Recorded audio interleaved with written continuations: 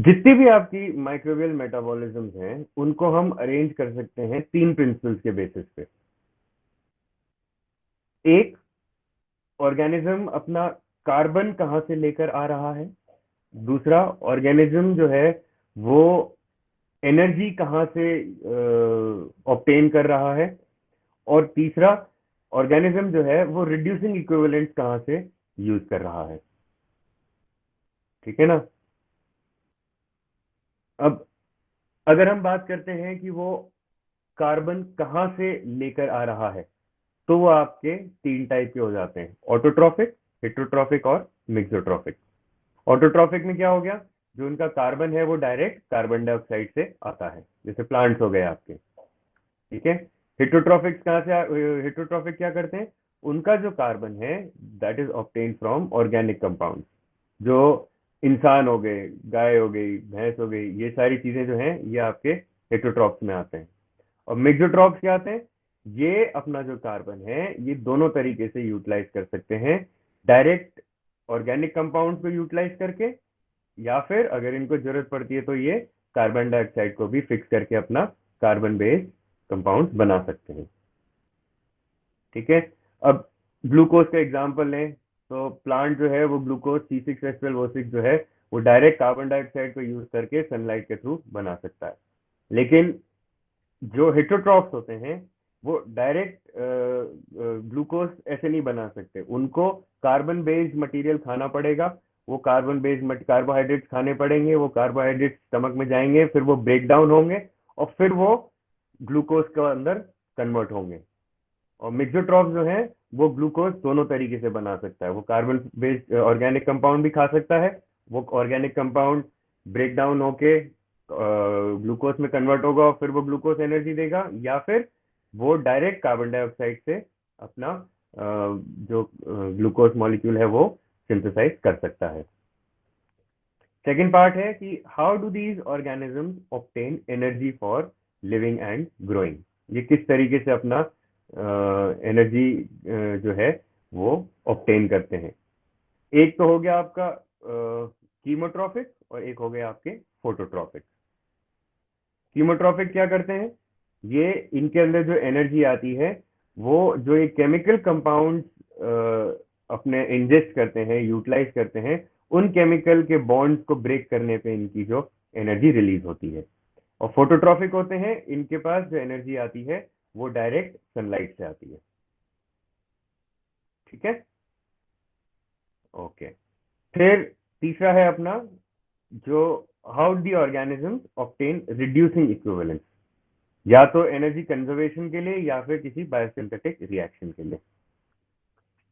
Reducing equivalence होते क्या है, ये reducing equivalence basically electron donors होते हैं एक पर्टिकुलर रेडॉक्स रिएक्शन के अंदर। ठीक है ना। जो चीज समझनी है कि बायोलॉजी में सिंपल रिएक्शंस नहीं होते हैं, बहुत कॉम्प्लिकेटेड रिएक्शंस होते हैं, और कुछ रिएक्शंस को कंप्लीट करने के लिए कुछ स्टेप्स के अंदर आपको रिड्यूसिंग इक्विवेलेंस की भी जरूरत होती है। तो ये रिड्यूसिंग इक्विवेलेंस जो होते हैं ये आपका कहाँ से ऑब्टेन हो रहे हैं। ठीक है। या तो ये अगर इनऑर्गेनिक कंपाउंड से ऑब्टेन हो रहे हैं तो लिथोट्रॉफिक मोड हो गया, और अगर ऑर्गेनिक कंपाउंड से वो हो रहे हैं तो ऑर्गेनोट्रॉफिक मोड हो गया। ठीक। अब क्या हो रहा है कि ये जो टर्म्स हैं अपने chemotrophic, phototrophic, mixotrophic, लिथोट्रॉफिक, ऑर्गेनोट्रॉफिक, heterotrophic, autotrophic, इनको बहुत सारे मिक्स एंड मैचेस बहुत सारे होते हैं इसके अंदर।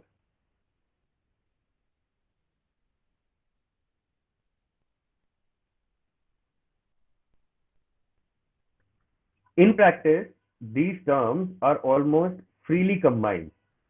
इसका एग्जाम्पल अगर अपन देखें तो कीमो, लिथो, ऑटोट्रॉफ। ठीक है ना, कीमोट्रॉफी, लिथोट्रॉफी एंड ऑटोट्रॉफी। तो ये क्या करते हैं, ये अपनी एनर्जी कहां से ऑब्टेन कर रहे हैं, oxidation of inorganic compound and carbon from fixation of carbon dioxide. Autotroph मतलब इनका कार्बन जो फिक्सेशन है वो कार्बन डाइऑक्साइड से होगा। और कीमो, कीमो मतलब केमिकल आ गया, तो इनकी एनर्जी जो है ये आएगी ऑक्सीडेशन ऑफ इनऑर्गेनिक कंपाउंड से। अब इसके एग्जांपल्स आपके नाइट्रीफाइंग बैक्टीरिया हो गए, सल्फर ऑक्सीडाइजिंग बैक्टीरिया हो गए, ये आयरन ऑक्सीडाइजिंग बैक्टीरिया हो गए, ठीक है ना। अब देखते हैं अपन ये फोटोलिथो ऑटोट्रॉप। क्योंकि नाम फोटो है तो इनकी एनर्जी कहाँ से आएगी, लाइट से आएगी। कार्बन कहाँ से फिक्स करेंगे, ये डायरेक्ट कार्बन डाइऑक्साइड से करेंगे क्योंकि ये ऑटोट्रॉप्स हैं, ठीक है। अच्छा, लिथो ऑटोट्रॉप्स हैं तो ये रिड्यूसिंग इक्विवेलेंस अपना इनऑर्गेनिक कंपाउंड से यूज करेंगे, ठीक है। एग्जाम्पल इसके क्या हो गए, साइनोबैक्टीरिया हो गया, ये वाटर को यूज करता है रिड्यूसिंग इक्विवेलेंट में। क्लोरोबीसीआई हो गया, क्रोमेटिसिआई हो गया, ये हाइड्रोजन सल्फाइड या H2S को यूज करता है रिड्यूसिंग इक्विवेलेंट में। क्लोरोफ्लेक्सिस हो गया, ये डायरेक्ट हाइड्रोजन को यूज करता है रिड्यूसिंग इक्विवेलेंट में, ठीक। फिर थर्ड है अपना, एग्जाम्पल में देखते हैं अपन कीमोलिथो हेट्रोट्रॉप। ये ऑब्टेन कहां से कर रहे हैं एनर्जी अपनी, ऑक्सीडेशन ऑफ इनऑर्गेनिक कंपाउंड। ये हेट्रोट्रॉप्स हैं, ये अपनी कार्बन को यूज नहीं कर पा रहे हैं, ठीक है। तो इस कारण से ये कार्बन डाइऑक्साइड को यूज नहीं कर सकते, इनको बाहर से खाना लेना पड़ेगा, ठीक है। एग्जाम्पल्स हो गए टेकोबैसिलस, बिग्यूटा, नाइट्रोबैक्टर, ये सारे आपके एग्जाम्पल्स हो गए। फिर photo organo heterotroph, they obtain their energy from light, carbon and reducing equivalents for biosynthetic reaction from organic compounds. Some species are strictly heterotrophic. Many others can also fix carbon dioxide and are mixotrophs. Photo organo heterotrophs नहीं है, ठीक है ना। ये organic compounds को use करके अपना जो वो होता है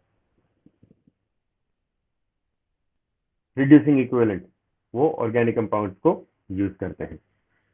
फिर same thing, photo organo heterotrophs क्या होते हैं, they obtain energy from light, क्योंकि फोटो आ गया, carbon and reducing equivalent for biosynthetic reaction from organic compound. Some species are strictly heterotrophic and some can fix carbon dioxide and are mixotrophic.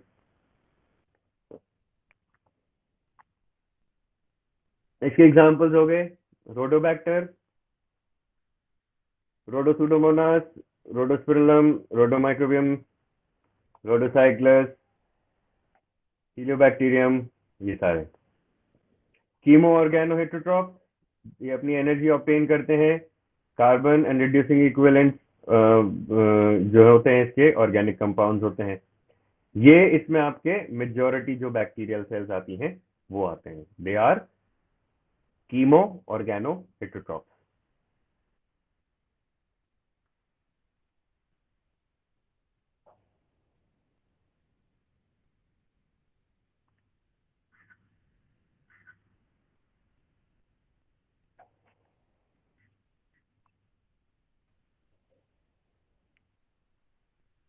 ATP की अगर हम बात करते हैं, जो कि अपना मेजर फ्यूल होता है किसी भी सेल के लिए, ठीक है। ये तीन तरीके से फंक्शन करता है। सबसे पहला, ATP is crucial in transporting substances between cell membrane including sodium, calcium and potassium. ये जो अपने सोडियम चैनल्स होते हैं, कैल्शियम चैनल्स होते हैं, पोटेशियम चैनल्स होते हैं बॉडी के अंदर, इन सब के थ्रू सब्सटेंस को अगर ट्रांसपोर्ट करना है तो वहां पर आपका एटीपी का यूटिलाइजेशन होता है। Second, ATP is necessary for synthesis of chemical compounds including proteins and cholesterol.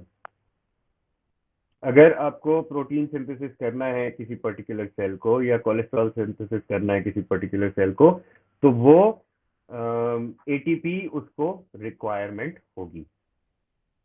और लास्टली जो सबसे इंपॉर्टेंट आता है वो है ATP use as an energy source for mechanical work, for example muscle sales.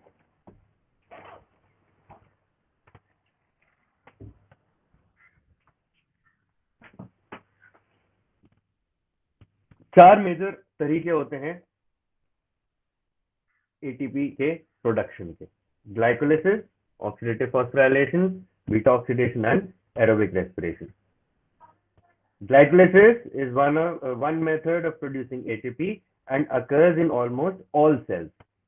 This process is an anaerobic catabolism of glucose that converts a molecule of glucose into 2 molecules of pyruvic acid and 2 molecules of ATP. These molecules are then used as energy by various systems in the body. In eukaryotic organisms or organisms with a membrane-bound nucleus, glycolysis occurs in the cytosol. कहाँ पर occur होता है? Cytosol के अंदर. Oxidative phosphorylation, this also produces ATP. This is the major producer of ATP. ये question तुम्हारे competitive exam में भी आ सकता है.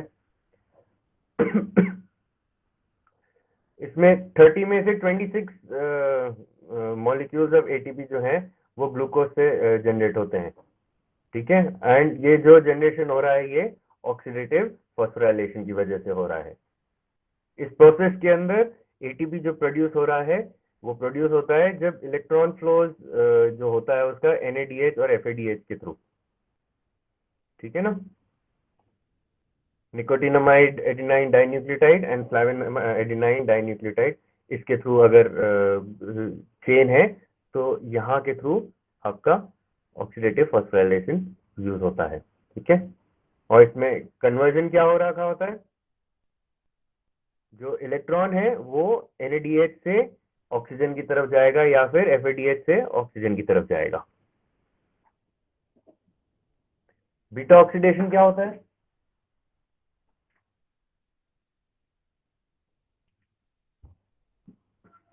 Beta oxidation is a process that converts lipids into energy. वहां पे हम ग्लूकोज और कार्बोहाइड्रेट्स को यूज कर रहे हैं, यहाँ पे हम लिपिड्स को यूज कर रहे हैं. Part of this process produces ATP, which is then used to produce acetyl coenzyme. Furthermore, beta oxidation takes place in the mitochondria and is closely related to conversion of ATP to AMP, adenosine triphosphate to adenosine monophosphate.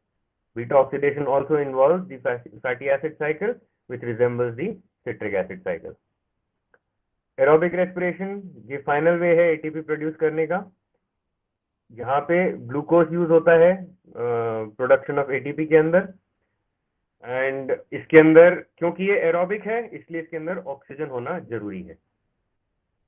अगर oxygen नहीं होगी तो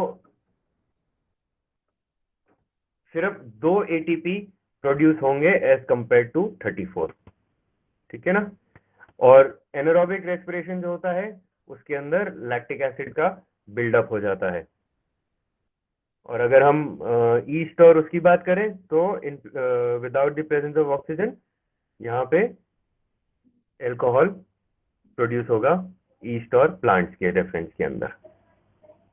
सो there are a few basic definitions which you have to understand. Heterotroph और autotroph तुम्हें पता होना चाहिए.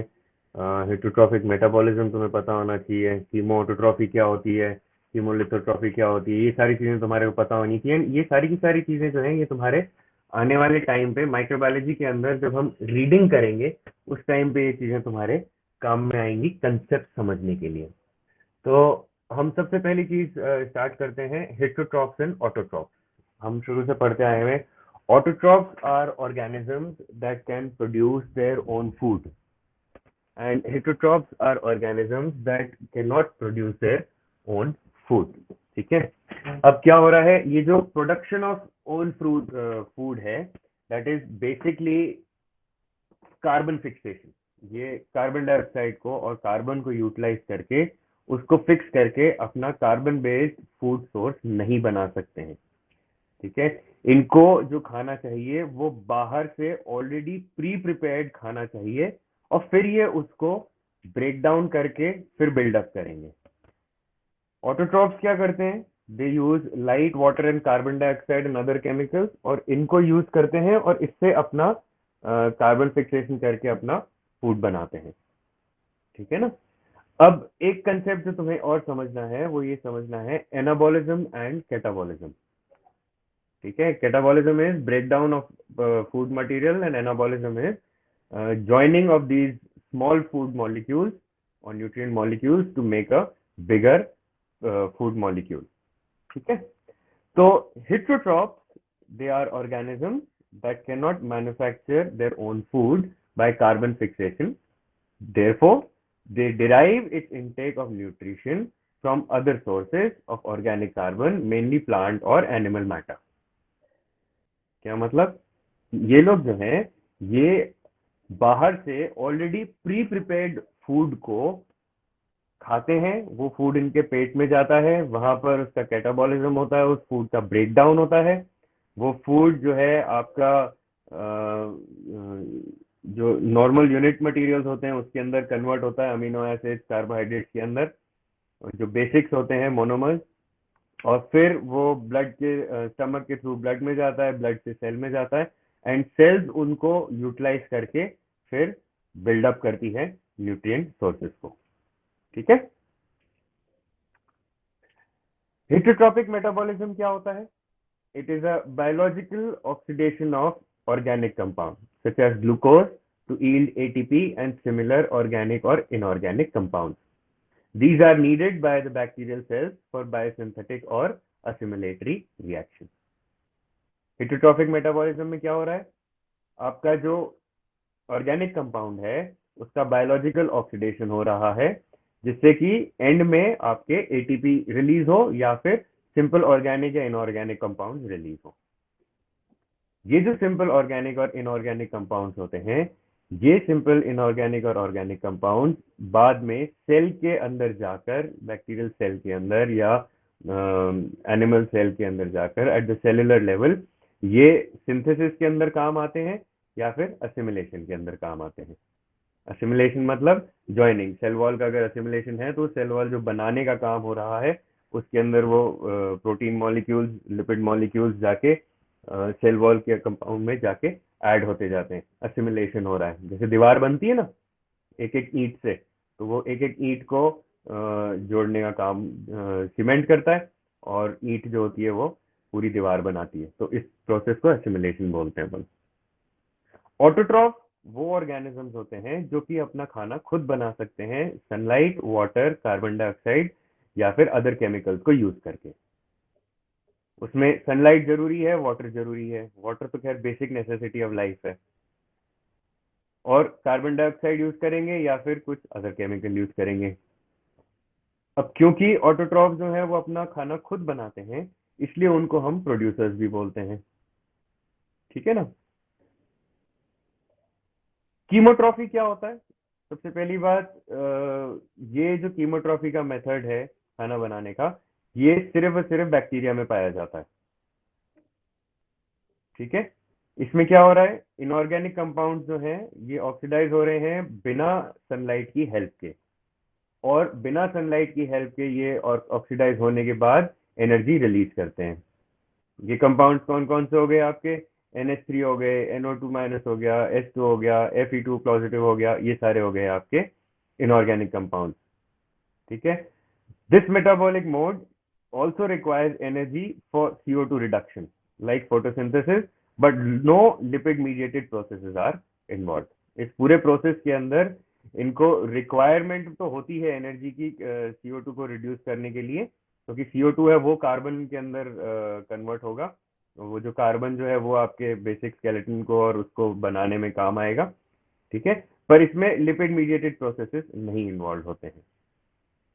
इस प्रोसेस को ये जो मेटाबॉलिक का तरीका है, इस मेटाबॉलिक मोड, इसको ऑल्सो हमने बोल रखा है कीमोट्रॉफी बोल रखा है, या कीमो ऑटोट्रॉफी बोल रखा है, या कीमोलिथोट्रॉफी बोल रखा है।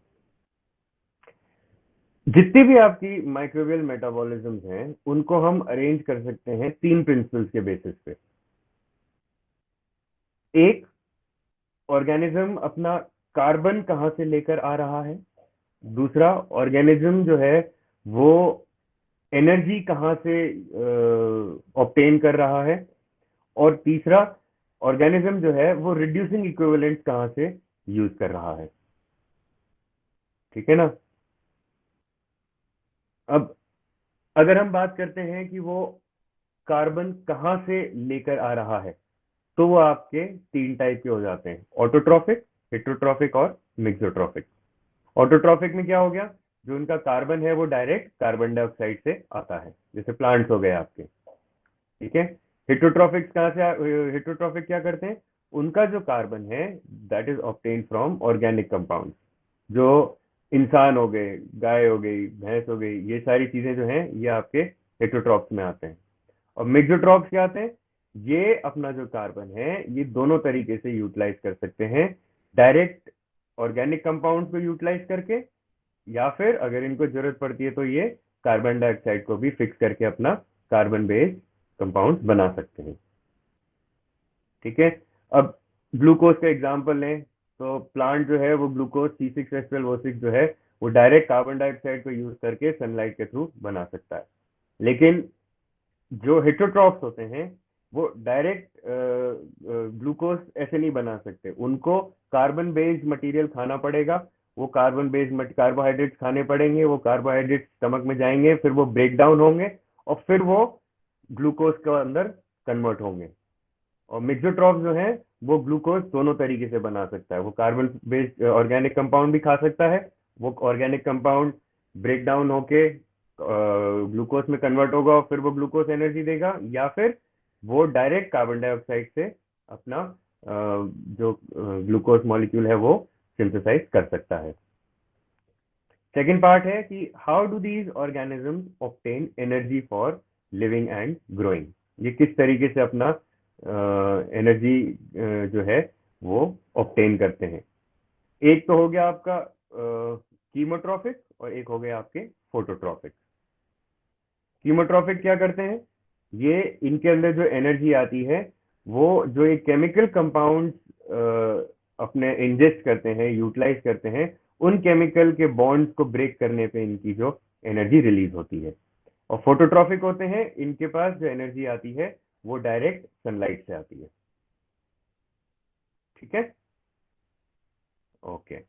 फिर तीसरा है अपना जो how the organism obtain reducing equivalence, या तो एनर्जी कंजर्वेशन के लिए या फिर किसी बायोसिंथेटिक रिएक्शन के लिए। रिड्यूसिंग इक्विवेलेंस होते क्या है, ये reducing equivalence basically electron donors होते हैं एक पर्टिकुलर रेडॉक्स रिएक्शन के अंदर। ठीक है ना, जो चीज समझनी है कि बायोलॉजी में सिंपल रिएक्शंस नहीं होते हैं, बहुत कॉम्प्लिकेटेड रिएक्शंस होते हैं, और कुछ रिएक्शंस को कंप्लीट करने के लिए कुछ स्टेप्स के अंदर आपको रिड्यूसिंग इक्विवेलेंस की भी जरूरत होती है। तो ये रिड्यूसिंग इक्विवेलेंस जो होते हैं ये आपका कहाँ से ऑब्टेन हो रहे हैं। ठीक है, या तो ये अगर इनऑर्गेनिक कंपाउंड से ऑब्टेन हो रहे हैं तो लिथोट्रॉफिक मोड हो गया, और अगर ऑर्गेनिक कंपाउंड से वो हो रहे हैं तो ऑर्गेनोट्रॉफिक की मोड हो गया। ठीक। अब क्या हो रहा है कि ये जो टर्म्स हैं अपने chemotrophic, phototrophic, mixotrophic, लिथोट्रॉफिक, ऑर्गेनोट्रॉफिक, heterotrophic, autotrophic, इनको बहुत सारे मिक्स एंड मैचेस बहुत सारे होते हैं इसके अंदर।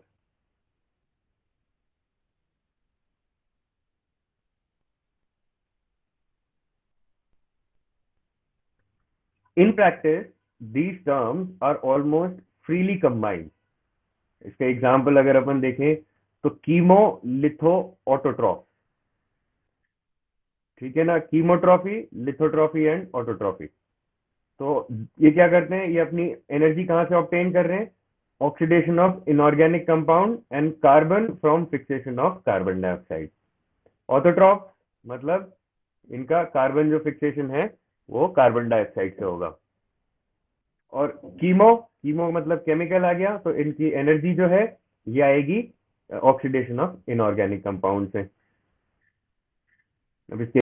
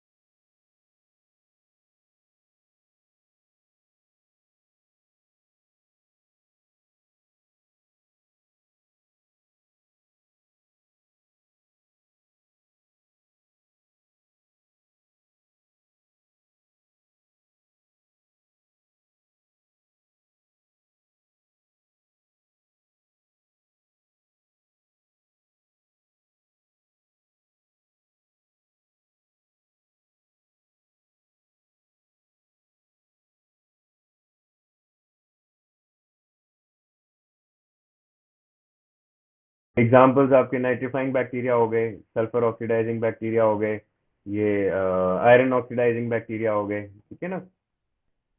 अब देखते हैं अपन ये फोटोलिथो ऑटोट्रॉप। क्योंकि नाम फोटो है तो इनकी एनर्जी कहाँ से आएगी, लाइट से आएगी।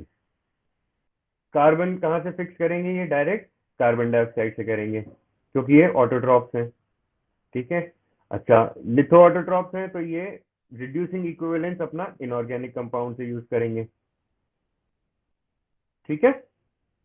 एग्जाम्पल इसके क्या हो गए, साइनोबैक्टीरिया हो गया, ये वाटर को यूज करता है रिड्यूसिंग इक्विवेलेंट में। क्लोरोबीसीआई हो गया, क्रोमेटिसिआई हो गया, ये हाइड्रोजन सल्फाइड या H2S को यूज करता है रिड्यूसिंग इक्विवेलेंट में। क्लोरोफ्लेक्सिस हो गया, ये डायरेक्ट हाइड्रोजन को यूज करता है रिड्यूसिंग इक्विवेलेंट में, ठीक। फिर थर्ड है अपना, एग्जाम्पल में देखते हैं अपन कीमोलिथो हेट्रोट्रॉप। ये ऑब्टेन कहां से कर रहे हैं एनर्जी अपनी, ऑक्सीडेशन ऑफ इनऑर्गेनिक कंपाउंड। ये हेट्रोट्रॉप्स हैं, ये अपनी कार्बन को यूज नहीं कर पा रहे हैं, ठीक है। तो इस कारण से ये कार्बन डाइऑक्साइड को यूज नहीं कर सकते, इनको बाहर से खाना लेना पड़ेगा, ठीक है। एग्जाम्पल्स हो गए थेकोबैसिलस, बिग्यूटा, नाइट्रोबैक्टर, ये सारे आपके एग्जाम्पल्स हो गए। फिर photo organo heterotroph, they obtain their energy from light, carbon and reducing equivalents for biosynthetic reaction from organic compounds. Some species are strictly heterotrophic, many others can also fix carbon dioxide and are mesotroph। Photo organo heterotrophs हैं ये, ठीक है ना। ये organic compounds को use करके अपना जो वो होता है रिड्यूसिंग इक्विवेलेंट, वो ऑर्गेनिक कंपाउंड्स को यूज करते हैं। फिर same thing, photo organo heterotrophs क्या होते हैं, they obtain energy from light, क्योंकि फोटो आ गया, carbon and reducing equivalent for biosynthetic reaction from organic compound. Some species are strictly heterotrophic and some can fix carbon dioxide and are mesotrophic। इसके examples हो गए रोडोबैक्टर, रोडोसुडोमोनास, रोडोस्पिरिलम, रोडोमाइक्रोबियम, रोडोसाइक्लस, हीलियोबैक्टीरियम, ये सारे। Chemo organo heterotroph, ये अपनी एनर्जी ऑब्टेन करते हैं कार्बन एंड रिड्यूसिंग इक्विवेलेंट जो होते हैं इसके ऑर्गेनिक कंपाउंड्स होते हैं। ये इसमें आपके मेजॉरिटी जो बैक्टीरियल सेल्स आती हैं वो आते हैं, they are chemo organo heterotroph.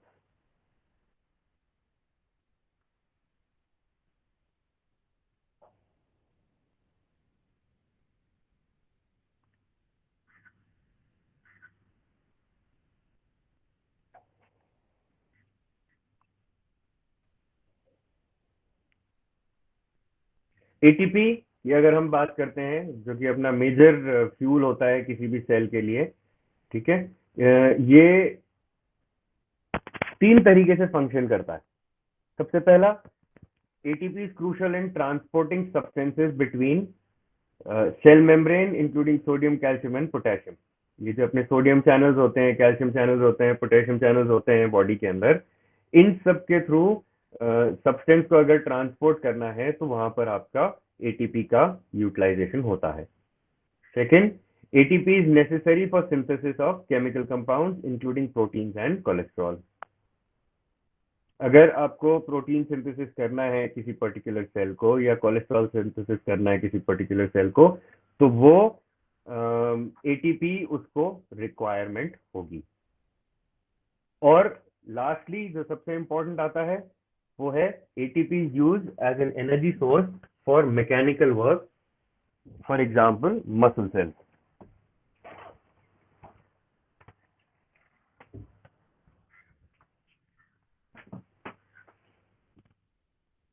चार मेजर तरीके होते हैं एटीपी के प्रोडक्शन के, glycolysis, oxidative phosphorylation, beta oxidation and aerobic respiration. Glycolysis is one method of producing ATP and occurs in almost all cells. This process is an anaerobic catabolism of glucose that converts a molecule of glucose into 2 molecules of pyruvic acid and 2 molecules of ATP. These molecules are then used as energy by various systems in the body. In eukaryotic organisms or organisms with a membrane-bound nucleus, glycolysis occurs in the cytosol.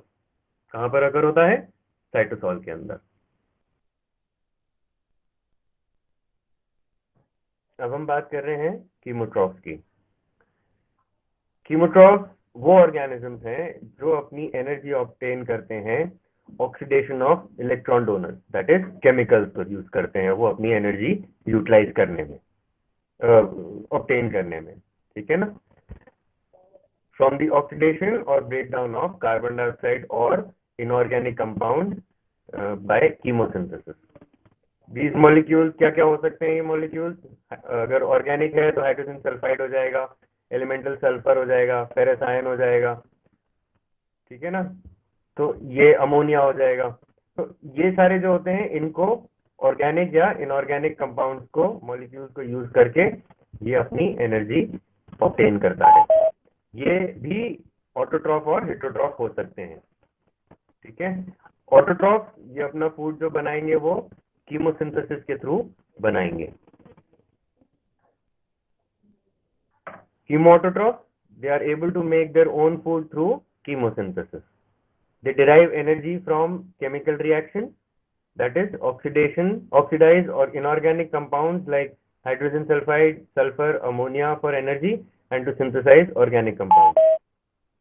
They synthesize the required organic compounds from carbon dioxide. That is, ये directly carbon dioxide को अपना carbon source use कर सकते हैं. ठीक है? Example इसके हो गए सल्फर या आयरन बैक्टीरिया.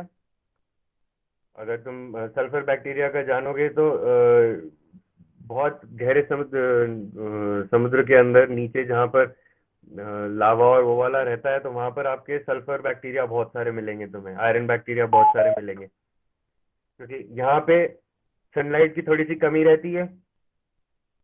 तो क्योंकि लाइट नहीं होती है तो इस चक्कर में इनको अपनी एनर्जी कहीं और से यूटिलाइज करनी होती है, तो ये अपने केमिकल्स को ब्रेक डाउन करके अपनी एनर्जी यूज करते हैं.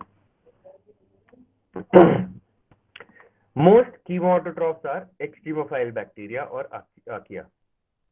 That is they live in a hostile environment. क्योंकि यहाँ पर सनलाइट नहीं पहुंचती है ढंग से, इस कारण से इनको कोई और तरीके से अपनी एनर्जी यूटिलाइज के लिए केमिकल्स की जरूरत होती है. इसी कारण से ये केमिकल्स को यूटिलाइज करते हैं. अब ये अलग अलग ग्रुप्स के अंदर डिवाइडेड हैं.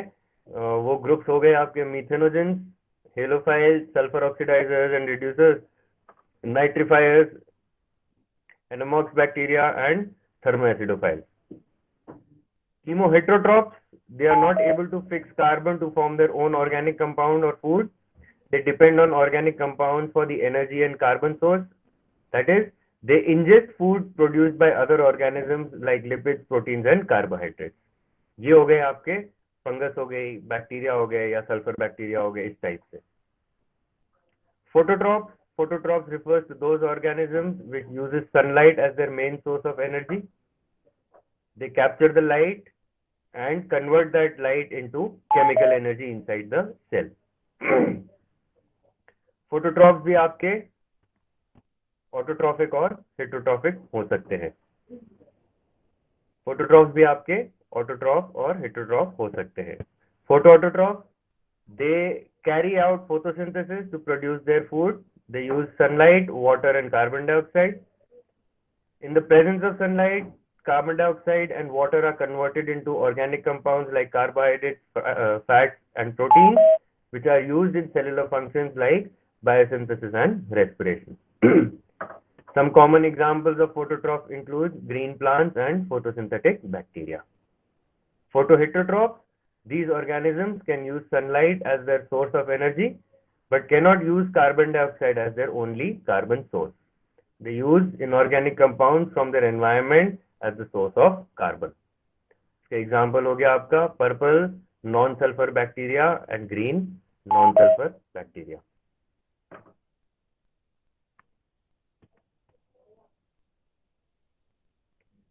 Respiration, it is a type of heterotrophic metabolism that uses oxygen and in which 38 molecules of ATP are derived from the oxidation of 1 mole of glucose. This yields round about 3,80,000 calories. An additional 3,08,000 calorie is lost as heat.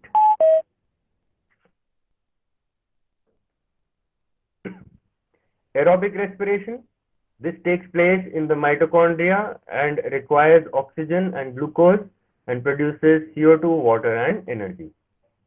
Equation है ना अपनी C6H12O6 plus 6CO2 will give 6O2 will give 6CO2 plus 6H2O. Glucose plus oxygen will give carbon dioxide and water. वो aerobic respiration में आती है. यहाँ पे आपकी ETC और Krebs cycle आती है. Electron transport and oxidative phosphorylation. In the final stage of respiration, ATP is formed through a series of electron transfer reactions within the cytoplasmic membrane that derives the oxidative phosphorylation of ADP to ATP.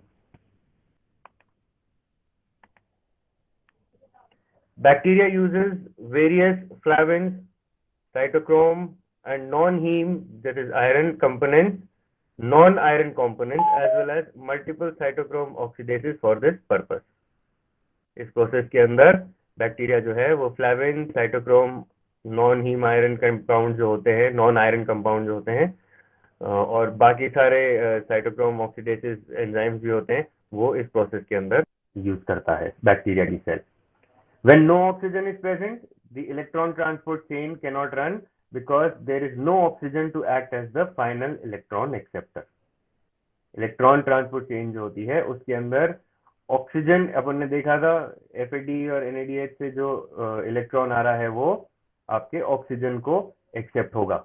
अगर oxygen है ही नहीं तो वो chain पूरी होगी नहीं. Krebs cycle, it is the oxidative process in respiration by which pyruvate, that is ये आता है आपका एसिटाइल कोएंजाइम A के through, is completely decarboxylated to carbon dioxide. इस प्रोसेस के अंदर 15 मोल्स ऑफ ATP रिलीज होते हैं, दैट इज करीब करीब 1,50,000 calories. Flagellate cycle, this occurs in some bacteria. It is a modification of Krebs cycle. यहाँ पे acetyl coenzyme A is generated directly from oxidation of fatty acid or other lipid compounds.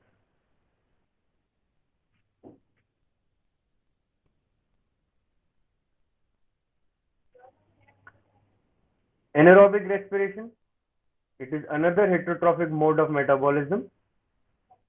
Here, a specific compound other than oxygen serve as the terminal electron acceptor. यहाँ पे क्या हो रहा है, यहाँ पे ऑक्सीजन जो है वो एब्सेंट है, इस कारण से अदर कंपाउंड जो होते हैं इलेक्ट्रॉन एक्सेप्टिंग कंपाउंड, जैसे अपना NO3 हो गया, SO4 2- हो गया, फूमरेट हो गया, ठीक है ना. कुछ केसेस में जैसे मीथेन प्रोड्यूसिंग बैक्टीरिया, उसके केस में कार्बन डाइऑक्साइड हो गया. ये जो सारे टर्मिनल इलेक्ट्रॉन एक्सेप्टर कंपाउंड होते हैं, ये इस टाइप के होते हैं इस एनारोबिक रेस्पिरेशन के अंदर.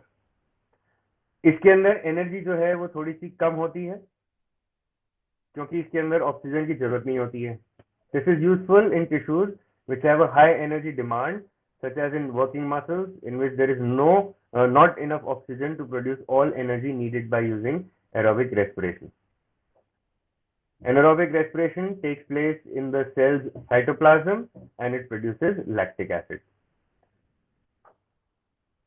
The equation is C6H12O6 will give you 2C3H6O3. Glucose जो है वो lactic acid में convert होगा. The lactic acid then needs to be oxidized later to carbon dioxide and water. तो शुरुआत के अंदर जब एनारोबिक एक्सरसाइज हो रखी होती है आपके, तो उस केस में आपके लैक्टिक एसिड प्रोड्यूस हो जाता है और फिर धीरे धीरे ये लैक्टिक एसिड जो है ये कार्बन डाइऑक्साइड और वाटर के अंदर कन्वर्ट हो जाता है. दिस प्रोसेस, ये जो कार्बन डाइऑक्साइड एंड वाटर के अंदर प्रोडक्शन का जो प्रोसेस है, lactic acid to carbon dioxide and water का जो प्रोसेस है, this process requires oxygen. Therefore, following anaerobic respiration, there is oxygen dead in the cell as oxygen is needed to break down the lactic acid produced. तो finally हमारा आ जाता है fermentation. Is another type of heterotrophic metabolism. An organic compound rather than oxygen is a terminal electron or hydrogen acceptor. Less energy is generated from this incomplete form of glucose oxidation, but the process supports anaerobic growth. यहाँ पे आपके comparison दिया हुआ है anaerobic versus aerobic respiration का. Reactants क्या क्या होते हैं? एरोबिक में ग्लूकोज और ऑक्सीजन हो गए, एनारोबिक में आपका ग्लूकोज रहेगा. क्योंकि ऑब्वियसली बात है ऑक्सीजन नहीं है, इसीलिए उस प्रोसेस को हम एनारोबिक बोल रहे हैं, इसीलिए इसके अंदर ऑक्सीजन नहीं है. क्या क्या प्रोडक्ट्स आते हैं इसके अंदर? एटीपी बनता है, वाटर बनता है, कार्बन डाइऑक्साइड बनता है. ग्लूकोज के अंदर क्या बनता है? एटीपी बनता है और लैक्टिक एसिड बनता है एनिमल्स के अंदर. और ईस्ट के अंदर क्या बनता है? एटीपी बनता है, इथेनॉल बनता है एंड कार्बन डाइऑक्साइड बनता है. लोकेशन क्या होती है? दोनों के अंदर आपकी साइटोप्लाज्म जो है वो लोकेशन होती है. ठीक है. और एरोबिक के केस में माइटोकॉन्ड्रिया के ऊपर भी काम होता है. स्टेजेस ग्लाइकोलाइसिस होती है एनारोबिक में, क्रेब्स साइकिल, ऑक्सीडेटिव फॉस्फोराइलेशन. और एनारोबिक के अंदर आपका ग्लाइकोलाइसिस और फर्मेंटेशन आ गया. एटीपी कितने प्रोड्यूस होते हैं इसके अंदर? एरोबिक के केस में 36 एटीपी प्रोड्यूस होते हैं और एनारोबिक के केस में सिर्फ 2 एटीपी प्रोड्यूस होते हैं.